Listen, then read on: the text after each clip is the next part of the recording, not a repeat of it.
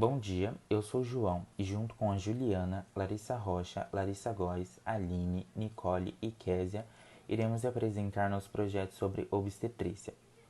Todos os dias, cerca de 250 bebês nascem no mundo por minuto, alguns em hospitais, outros até mesmo em casa.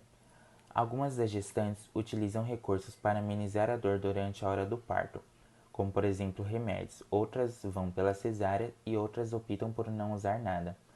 Mas mesmo assim, o parto ainda mata mais de 800 mulheres por dia. E uma pesquisa global mostra que 30% das mulheres classificam o parto como um dos momentos mais traumatizantes de sua vida. E foi daí que surgiu uma das áreas mais humanizadas da medicina. A obstetrícia é a especialidade médica que atua no cuidado da saúde da gestante durante seu período de gravidez. Um obstetriz, que é assim que são denominados o médico dessa área, auxilia a gestante todo o seu período de pré-natal, realizando exames clínicos, solicitando exames complementares, e ele também é um dos responsáveis centrais do todo o momento do parto. Meu nome é Juliana e eu vou discorrer um pouco sobre a história da obstetrícia, porque apesar das mulheres darem à luz desde o início dos tempos e do seu corpo ser preparado para a reprodução da espécie, as práticas e os costumes que envolvem o nascimento e o parto, elas variam ao longo da história nas mais diferentes culturas e civilizações. Os primeiros indícios, eles nos mostram que no período paleolítico da pré-história, as mulheres davam à luz sozinhas e depois retornavam ao grupo com seus bebês no colo, sempre passando por essa experiência sem nenhum auxílio e sem saber ao certo a origem da gravidez. Já no período neolítico, esses partos começam a ser assistidos e auxiliados por outros. Quando nós chegamos no século II depois de Cristo, Sorano de Éfeso, na Grécia, ele é considerado o pai da obstetrícia e da ginecologia. Ele lança uma biografia de métodos, que é também considerado o primeiro livro da história da medicina. Nesse livro, ele estuda o aparelho reprodutor feminino, introduz a cadeira de parto e deixa uma série de recomendações para concepções de alto risco. A obstetrícia passa a ser então uma das primeiras especialidades médicas, mesmo que não reconhecida na época, e que fosse um serviço exclusivamente feito por mulheres. Essas mulheres eram denominadas parteiras, sempre treinadas pela vida, utilizando de suas experiências e observações para comandar partos que eram realizados em casa. O perfil dessas mulheres era geralmente de amigas ou familiares das gestantes, podendo ser inclusive personalidades respeitadas nessas comunidades. Até o século XVI era muito rara a interferência de um médico nesse processo, e mesmo quando havia essa interferência, a palavra final ainda assim era da parteira. Esse processo, esse cenário, ele começa a mudar em 1600, quando o médico inglês Peter Chamberlain introduz o método forceps, que consistia em acoplar um instrumento à cabeça do bebê até que ele fosse retirado integralmente do corpo da mãe. Um século mais tarde, em 1700, é quando surgem as primeiras escolas com programas de treinamento oficial de parteiras. O que era antes algo só na prática, passado de geração a geração, passa a ser teórico e adentrar as salas de aulas. É assim que, com o avanço da medicina, o parto começa a ajudar milhares de mulheres. Uma das áreas que mais se desenvolveu nesse sentido foi as das cesarianas, um procedimento utilizado e conhecido há milhares de anos, feito para salvar a vida do bebê quando a mãe já não tinha mais chance de sobreviver. Porém, em 1826, nós temos o primeiro relato de uma cesariana em que a mãe sobreviveu, realizada na África do Sul pelas mãos do cirurgião James Berry. O curioso aqui é que James Berry era na verdade uma mulher, a quem a família ajudou a se passar por homem uma vida inteira, porque o sonho dela era se tornar médica cirurgiã, uma realidade impossível para qualquer mulher no século XIX. E é na virada do século XX, quando a medicina, em apoio com a ciência, realmente começam a salvar a vida das mulheres. Curiosamente, é nesse mesmo momento que os médicos começam a retirar as parteiras da sala de parto, com a justificativa de que o parto pode até parecer ser simples e algo muito natural, mas na verdade é um evento patológico que requer muita intervenção médica. Olá, meu nome é Larissa Rocha e eu vou abordar sobre o contexto histórico da obstetrícia no Brasil. Antes mesmo do termo obstetrícia ser usado, todos os cuidados com as gestantes, com os bebês e com a realização do parto era designado às negras escravizadas juntamente com as indígenas durante o período de colonização do Brasil. Principalmente as escravas, sejam elas nas condições de mães pretas, amas de leite e mucamas, e eram elas através do conhecimento ancestral que realizava o parto das mulheres brancas, bem como todos os cuidados com os recém-nascidos, principalmente a amamentação. E essas mulheres elas eram vendidas mais caras e anunciadas em jornais como neste do slide.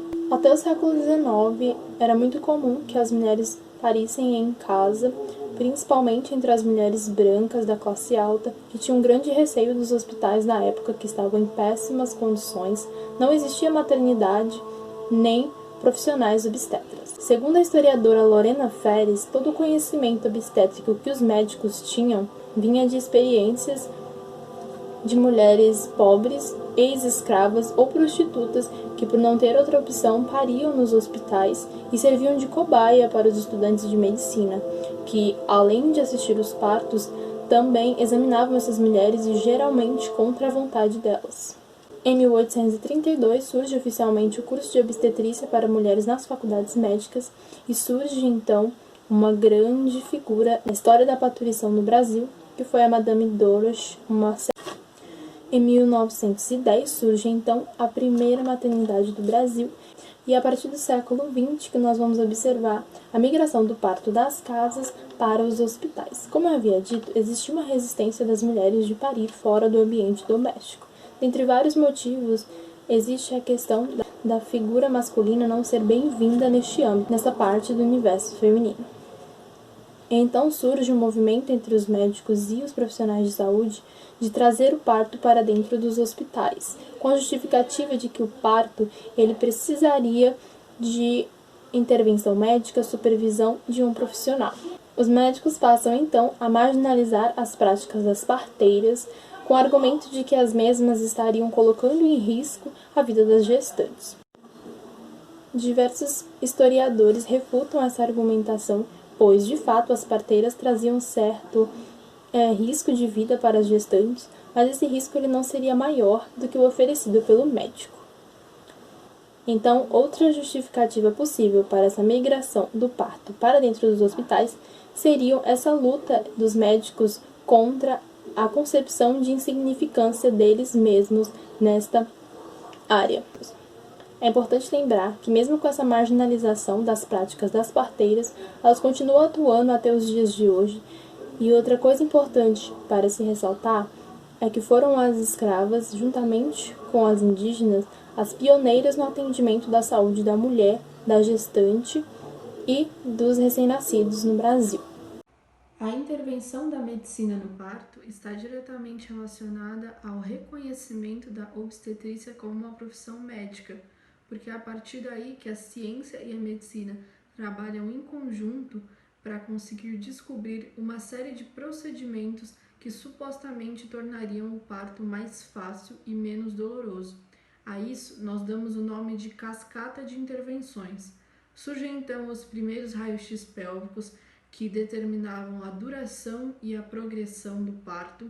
Surge também uma nova droga, a chamada pitocina, que é uma forma sintética do hormônio ocitocina, produzido naturalmente pelo corpo da mulher. Nessa forma, ele era utilizado quando as mulheres não tinham dilatação suficiente. Na Alemanha, surgiu também uma outra droga chamada sono crepuscular, que basicamente ele consistia numa dosagem muito alta de drogas como a escapolamina e a morfina, que supostamente deveriam fazer com que as mulheres não sentissem dor. Mas essa mixagem de dosagem alta de drogas não necessariamente tirava a dor das mulheres, e sim a memória delas, porque essas mulheres continuavam a sofrer nas salas de parto, elas gritavam, se debatiam e eram comumente encapuzadas e colocadas em gaiolas de proteção. É preciso salientar que, a partir desse momento, a experiência do parto passa a depender de 3 fatores básicos: onde você morava, a cor da sua pele e a sua classe social, porque os procedimentos utilizados sob a justificativa de tornar o parto mais fácil, eles não se aplicavam às mulheres pobres, imigrantes, operárias e negras, e sim às mulheres brancas de classe média. Ao passo que esse dilema vai se acentuando nos anos 50, enquanto as mulheres pobres, negras ou operárias não eram medicadas nem quando elas realmente necessitavam, as mulheres brancas de classe média começaram a denunciar o abuso de medicação por parte dos seus médicos. Numa revista de 1958, a The Ladies' Home Journal, uma das entrevistadas, a Indiana Elkhart, dá o seu relato, dizendo que eles te medicam, você queira ou não, e te amarram como um animal. Nesse contexto, as mulheres passaram a questionar, a partir desse momento, o tipo de tratamento que elas recebiam no que deveria ser o melhor momento de suas vidas. Pouco tempo depois, ocorre a grande revolução da obstetrícia, quando descobrem que, ao injetar anestesia na parte epidural da coluna, metade do corpo da mulher fica dormente. Existia uma teoria na época, sem nenhum embasamento científico, de que as mulheres pretas, imigrantes e operárias elas não seriam civilizadas e, portanto, elas suportariam a dor do parto sem nenhuma intervenção médica, bem como toda a experiência da gestação. E essas mulheres elas não eram ouvidas e nem recebiam os mesmos tratamentos que as mulheres brancas recebiam durante o parto e a sua gestação. E isso reflete muito nos dias de hoje, pois, segundo uma pesquisa Dor da Cor, mulheres brasileiras têm 50% mais chance de não receber anestesia durante o parto, que no caso é epidural. E um estudo da Fiocruz também revela que mulheres negras possuem maior chance de ter um pré-natal inadequado, menos consultas e geralmente essas mulheres não têm acompanhamento durante o parto. Em uma das nossas entrevistas com a Giane Rocha dos Santos, uma mulher negra pedagoga de 42 anos, ela nos revela que durante o pré-natal a obstetra dela nunca realizou o exame do toque e somente uma equipe de estagiários no hospital, nas últimas semanas de gestação, realizou esse exame. E esse depoimento, assim como de muitas outras mulheres negras, denunciam a violência obstétrica, bem como o racismo no atendimento da saúde da mulher preta no Brasil. Eu me chamo Aline e eu vou falar um pouco sobre o movimento pelo parto humanizado. Bom, graças à grande cascata de intervenções, que trouxe instrumentos e métodos absurdos como fórceps, na tentativa de tornar a experiência do parto mais simples possível, os números de procedimentos e medicações usadas de forma desnecessária aumentou muito. Conforme dados fornecidos pelo The Lancet no ano de 2018, cerca de 1/5 dos bebês de todo o mundo nascem por cesariana. Além disso, mostrou que de 2010 a 2015, o número aumentou de 12,5% para 21,5%. E por fim, a pesquisa provou que em países como o Egito e o Brasil, números de cesariana ultrapassam mais da metade dos partos. Sendo que no Brasil, 55% dos partos são cesárea. Porém, nos sistemas privados, onde os médicos recebem por quantidade de partos realizados e não por horas trabalhadas, esse número ocorre em 85% dos casos. Na maioria dos casos, esse procedimento é totalmente desnecessário, porque ele pode antecipar o nascimento da criança e pode também causar problemas para a mãe. Então, a cesárea só deve ser feita se a gravidez estiver apresentando riscos, tanto para o bebê quanto para a mãe. Outra justificativa para esse número ser tão grande é que, no Brasil, as mães elas não querem sofrer, o que de fato é verdade.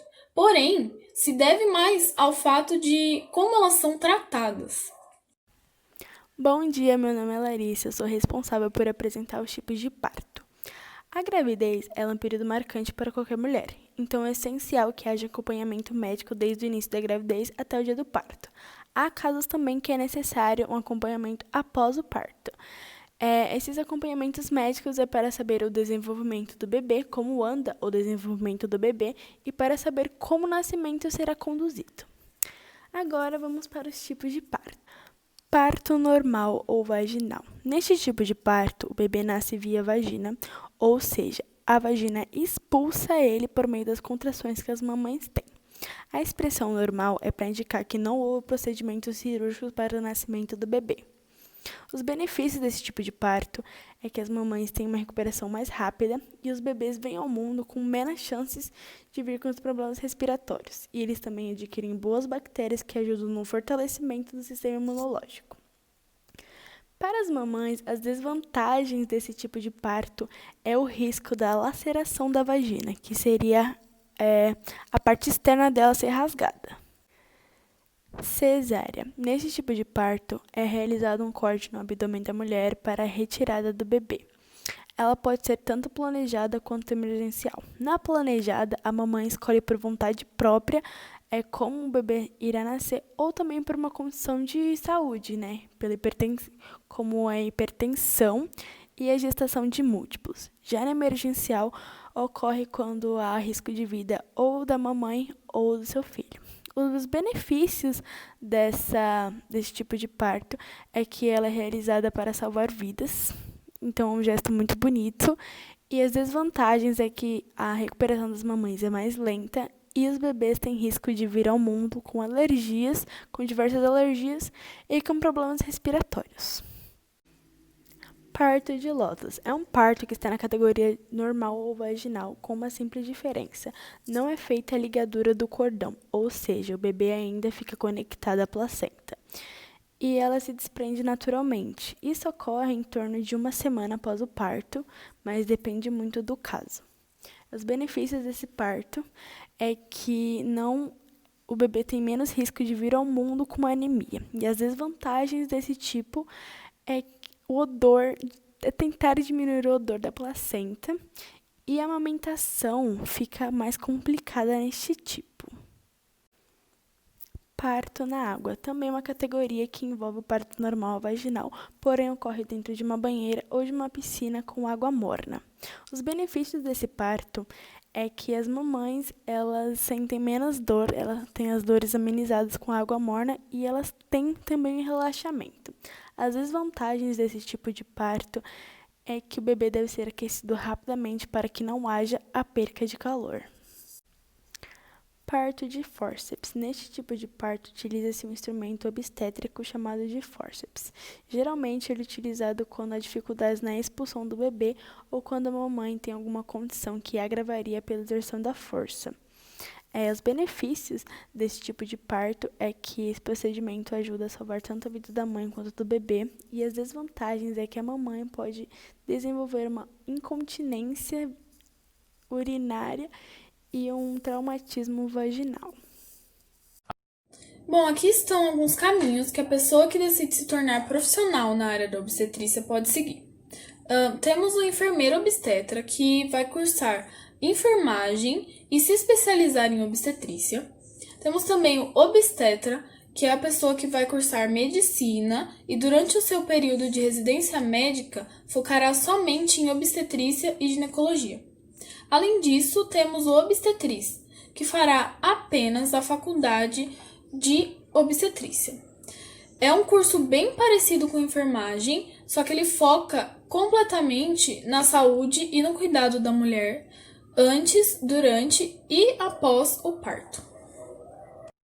Assim como em outros cursos, a obstetrícia também possui os tipos de formação, sendo eles o bacharelado, onde o profissional atua na área da assistência à mulher durante o período da gestação, a licenciatura, onde o profissional leciona nessa área, e a especialização em obstetrícia, que serve para o profissional já formado aprimorar as suas técnicas e os seus conhecimentos. Temos aqui essa pequena lista, porém ela é muito maior, são mais de 40 cursos de pós-graduação, mas podemos citar fisioterapia gineco-obstétrica, enfermagem em saúde da mulher e enfermagem em obstetrícia e neonatal.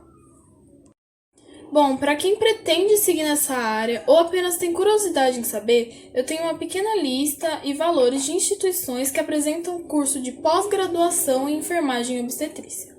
Temos o Albert Einstein, localizado em São Paulo. O preço lá varia em torno dos R$ 22.000. A Unip, também em São Paulo, cujo valor é de R$ 15.000 a R$ 17.000. A FMU, em São Paulo também, e o valor das mensalidades lá é de R$ 835. E a UVA, no estado do Rio de Janeiro, o valor lá é de R$ 16.000 ou mais. Bom, agora sobre as instituições públicas, temos apenas duas no Brasil inteiro. A UFRJ, no Rio de Janeiro, ela apresenta o curso de especialização em enfermagem e obstetrícia. Ele dura 18 meses em média e a maneira de ingressar nesse curso, nessa universidade, é através do Enem e SISU. E por fim, a única instituição no Brasil que apresenta o curso de obstetrícia, a USP Leste. O curso lá dura de aproximadamente 9 semestres e possui carga horária de 4.170 horas, sendo que dentro dessas horas, 1.260 horas são estágios. A maneira de ingressar é através da FUVEST ou SISU. Meu nome é Késia e eu vou apresentar a estrutura do curso de obstetrícia. Bom, o curso de obstetrícia ele tem como objetivo a capacitação do interno quanto ao cuidado e proteção das gestantes, das parturientes, recém-nascidos e seus familiares, e os garante uma normalidade no nascimento das crianças e uma ótima qualidade de vida para a mulher, depois do parto. E além das matérias de biológicas como bioquímica, genética e farmacologia, o curso abrange outras técnicas também, como o conhecimento das doenças mais frequentes, seus aspectos, diagnóstico e tratamento. Ele adquire uma habilidade na assistência às emergências obstétricas, desde as complicações do primeiro trimestre até o parto. Acompanha a evolução perpeural até a alta hospitalar e também as gestantes que estão internadas durante a gestação. Ele reconhece o pré-natal de baixo risco, identifica o alto risco quando presente e também reconhece as principais síndromes de obstetrícia, com ênfase nas mais comuns e frequentes, entendendo o mecanismo de cada uma. Ele acolhe e assiste de forma humanizada a parturientes familiares, dando uma confiança a eles durante a gestação. Entende as diversas fases do tratamento e suas complicações no pré, e pós-operatório, e sabe como lidar em cada situação. Conhece também as principais técnicas e procedimentos cirúrgicos de obstetrícia e valoriza o comportamento ético e humanístico da prática profissional. Já o conteúdo programático do curso de obstetrícia, ele é algo mais extenso, Já que se trata da grade curricular do curso, e possui temas variados que podem ou não ser incluídos, mas isso vai de cada universidade, faculdade, enfim, e o que ela prioriza. Mas existem conteúdos que são obrigatórios, e eles são anatomia e fisiologia da mãe, embriologia e desenvolvimento morfológico fetal, o cuidado no pré-natal, a conduta nos pequenos distúrbios da gestação, estar preparado para qualquer complicação que ocorra no primeiro trimestre, como um aborto ou alguma doença, o aconselhamento aos familiares da gestante, aprender o mecanismo de parto e dar assistência ao parto, principalmente o normal, estar preparado também para qualquer anormalidade que possa ocorrer no trabalho de parto, avaliar o bem-estar fetal e da mulher, da gestante. Estão aptos a fazer qualquer tipo de parto, sendo em clínicas, hospitais, em casa, com ou sem auxiliar. Não deixar que nenhuma complicação clínica, como hipertensão, diabetes, entre outros, atrapalhe na gestação. Aprender sobre as doenças sexualmente transmissíveis e a gestação, quando a mulher tem alguma dessas doenças, principalmente quando ela é portadora do vírus HIV, e a como reagir às complicações obstétricas, como o trabalho de parto prematuro, gestação múltipla e distúrbios do crescimento fetal. E além disso, ele abrange também o conhecimento nas áreas de biologia celular, embriologia, endocrinologia do sistema reprodutor, farmacologia, fisiologia da gestação, parto e pós-parto, os fundamentos biológicos da obstetrícia, genética, aprende sobre gênero, sexualidade, direitos humanos, imunologia, microbiologia, nutrição, parasitologia, placenta e placentação. Eu sou a Nicole e eu vou falar sobre as áreas de atuação e o mercado de trabalho. O profissional ele pode atuar no acompanhamento no pós-parto, examinando a recuperação da mulher durante o primeiro mês depois do parto. Também vai orientar sobre os cuidados com o bebê, como a amamentação, a adaptação da criança e também um planejamento familiar. Prestam o apoio familiar, norteando os maridos da importância de dividir as responsabilidades e também as limitações que as gestantes podem passar e tirar dúvidas sobre como lidar com o bebê nas primeiras semanas de vida. Podem também realizar partos normais em clínicas, em hospitais e em domicílios. Prestam um atendimento ao recém-nascido, conferindo o peso, a estatura, a alimentação e eventuais problemas de saúde que possam aparecer. Também podem atuar no pré-natal, auxiliando fisicamente e emocionalmente as gestantes durante todo o seu período de gestação, realizando procedimentos no consultório, como por exemplo, medir a pressão arterial, e também podem solicitar algum exame, se necessário, para averiguar se o bebê está saudável e se a mãe também está saudável. Também, por último, podem atuar na saúde da mulher, em que vão preparar essa mulher para fazer exames ginecológicos nos laboratórios de análises clínicas.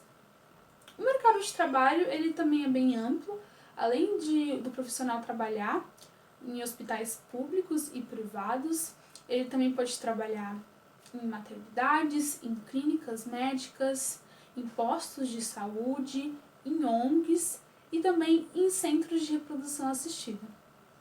Para a realização desse projeto, nós entrevistamos a Elisa de Paula Fracaroli, que é obstetriz formada pela Universidade de São Paulo, a USP, e realizou esse curso entre os anos de 2010 e 2016.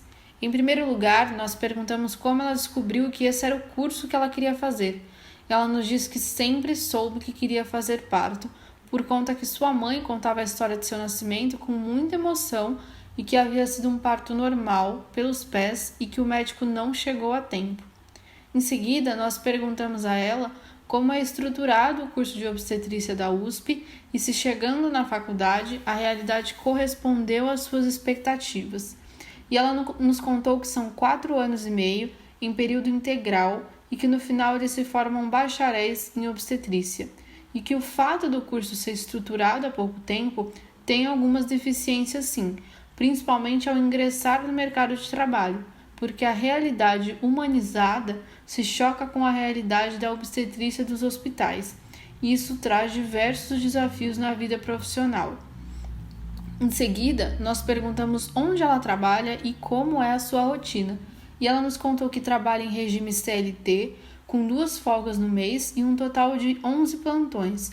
Das 7 às 19, ela não tem uma rotina, pois há dias em que há mulheres em trabalho de parto, dias em que já tem cesáreas agendadas, outros em que só tem mulheres em alojamento conjunto com seus bebês, outros em que há muitas consultas de pré-natal e dias em que são 12 horas em pé direto.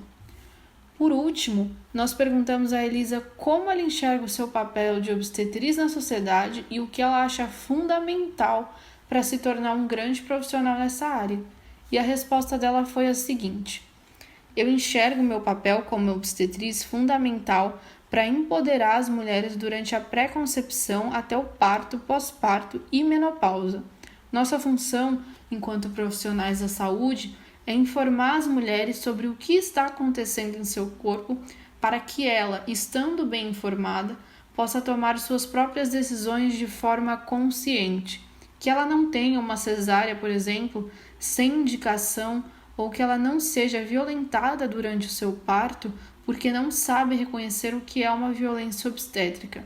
É fundamental que alguém que esteja querendo fazer esse curso entenda a dificuldade que é ser mulher no nosso país e esteja disposta a militar, seja na vivência profissional ou na vida, Só assim iremos conseguir nosso espaço, lutando, negociando, e nem sempre vamos ver a mulher recebendo o atendimento que ela merece, mas o pouco que pudermos fazer fará uma grande diferença para ela. A mensagem que fecha esse projeto é a de que não há como prever com 100% de certeza como o parto será, porque cada mulher e cada bebê são diferentes. Mas compreender que a obstetriz é provavelmente a profissional com quem a mulher vai construir sua maior relação de confiança, e o seu papel é pensar como posso tornar essa experiência em algo mais seguro, e compreender que não é só o conhecimento da medicina que te faz um grande profissional, e sim a humanidade e a sensibilidade de saber que tem nas mãos a vida de duas pessoas, a da mãe e a do bebê.